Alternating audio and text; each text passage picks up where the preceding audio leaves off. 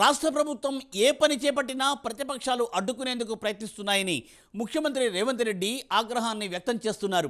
చేతనైతే అభివృద్ధికి అవసరమైన సలహాలు ఇవ్వాలని, అలా కాకుండా ప్రతిదాన్ని అడ్డుకోవాలి అనుకుంటే సరైన సమాధానం చెబుతామని విపక్షాలను హెచ్చరిస్తున్నారు రేవంత్. ప్రజాపాలన విజయోత్సవాలలో భాగంగా ఆయన ప్రతిపక్షాలపై మండిపడ్డారు. చేతనైతే ఢిల్లీ నుండి రాష్ట్రానికి నిధులు తీసుకురావాలని కిషన్ రెడ్డిని ఉద్దేశించి అన్నారు రేవంత్. ఎవరు అడ్డు వచ్చినా అభివృద్ధి ఆగబోదని వెల్లడించారు. దీనిపై ప్రైమ్ 9 ప్రత్యేక కథనం.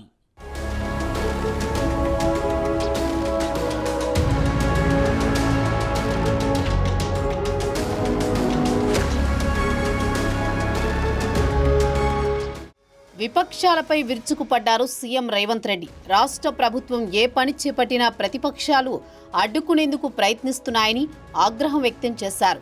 కాలుష్యం దెబ్బకి ఢిల్లీలో పాఠశాలలకు సెలవిచ్చారు. వర్షం వస్తే ముంబై, చెన్నై సముద్రంలా మారుతున్నాయి. బెంగళూరులో సాయంత్రం విమానాశ్రయానికి వెళ్లాలంటే ఉదయం బస్ ఎక్కాల్సిన పరిస్థితి ఉంది. కోల్కతా నిత్యం సమస్యలతో రగులుతోంది. అందుకే అంతా హైదరాబాద్ వైపు చూస్తున్నారు. దీన్ని కాలుష్యరహితంగా, పర్యావరణ హితంగా అభివృద్ధి చేసుకుందాం. వర్షాలొస్తే రోడ్లపై ట్రాఫిక్ సమస్య తలెత్తకుండా నగరంలోని 141 ప్రాంతాల్లో భూగర్భ వరద నిల్వ ట్యాంకులను నిర్మిస్తున్నామని సీఎం రేవంత్ రెడ్డి అన్నారు. ఈ క్రమంలోనే హైడ్రా, మూసీ పునర్జీవం వంటి కార్యక్రమాలు చేపట్టినట్లు వెల్లడించారు. ఈ క్రమంలో ప్రతిపక్షాలు విమర్శలు చేస్తున్నాయని పేర్కొన్నారు. ప్రజాపాలన విజయోత్సవాల్లో భాగంగా మంగళవారం ఏర్పాటు చేసిన సభలో ఆయన మాట్లాడారు.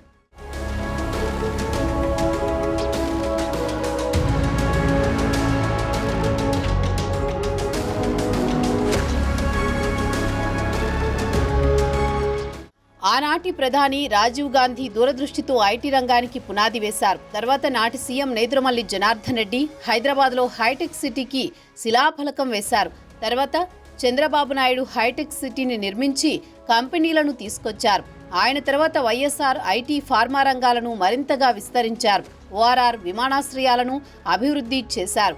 తాగునీటి సమస్యను శాశ్వతంగా పరిష్కరించాలని కాంగ్రెస్ నేత పీజేఆర్ చేసిన పోరాటాల ఫలితంగానే నగరానికి కృష్ణా, గోదావరి జలాలు వచ్చాయి.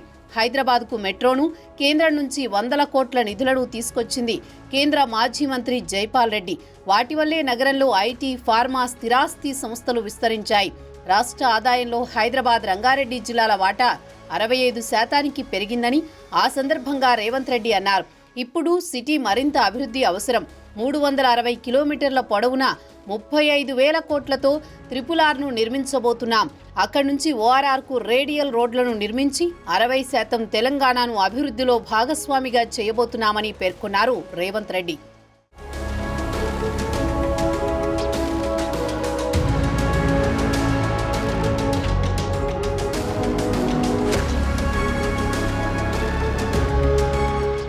మరోవైపు నైపుణ్యమైన సహజ సిద్ధ ఆహారాన్ని ప్రజలందరికీ అందించేందుకు ఇబ్రహీంపట్నంలో 350 ఎకరాల్లో అంతర్జాతీయ స్థాయి పండ్ల మార్కెట్, కూరగాయలు, డైరీ, మాంసం తదితర ఉత్పత్తులను భద్రపరుచుకునేందుకు శీతల గోదాములను నిర్మిస్తున్నాం. ముచ్చెర్ల ప్రాంతంలో 40-50 వేల ఎకరాల్లో సింగపూర్, టోక్యో నగరాలను తలదన్నేలా ప్రపంచ ప్రసిద్ధిగాంచిన నగరాన్ని నిర్మించుకుందామని సీఎం రేవంత్ రెడ్డి చెప్పారు. వర్షం వస్తే హైదరాబాద్ అంతా నీట మునుగుతోంది. బీఆర్ఎస్ 10 ఏళ్ల పాలనలో 30 లక్షల కోట్లు ఖర్చు పెట్టినా అభివృద్ధి జరగలేదని దుయ్యబట్టారు. మిమ్మల్ని కేంద్ర మంత్రిని చేసిన ప్రజల కోసం మోదీ వద్దకు వెళ్లి 25,000 కోట్లు తీసుకురండని ఈ సందర్భంగా కిషన్ రెడ్డికి చురకలంటించారు. మురుగునీరు కొట్టుకొచ్చే శవాలు, వ్యర్థాల మధ్య జీవిస్తున్న మూసీ ప్రాంత ప్రజలకు సకల సౌకర్యాలతో అపార్ట్మెంట్లు నిర్మిద్దామని చెప్పారు. ప్రధానమంత్రి ఆవాస్ యోజన కింద 10,000 కోట్లు మంజూరు చేయించాలని కిషన్ రెడ్డిని ఉద్దేశించి అన్నారు. ఇంకోవైపు బుల్లెట్ రైలు, మెట్రో రైల్ ప్రాజెక్టులు, గిఫ్ట్ సిటీలను ప్రధాని మోదీ గుజరాత్కు తరలిస్తుంటే మీరు ఏం తీసుకొచ్చారు అని ప్రశ్నించారు. బీఆర్ఎస్, బీజేపీలు కలిసి అభివృద్ధిని అడ్డుకుంటున్నాయి. బీఆర్ఎస్ వాళ్లకు కుళ్ళు మొదలైందని, వాళ్లకు మనుగడ ఉండదని బాధపడుతున్నారని రేవంత్ ఎద్దేవా చేశారు. ఫ్యూచర్ సిటీ, ఇతరత్రా ప్రాజెక్టులకు 1,50,000 కోట్లు అవసరం. అందుకు కేంద్రం సహకరించాలి. 1,50,000 కోట్ల నిధులు తెచ్చి తెలంగాణకు మంచి చేస్తే మోదీకి 1,00,000 మందితో సన్మానం చేయించే బాధ్యత నేను తీసుకుంటానని సీఎం రేవంత్ రెడ్డి పేర్కొన్నారు.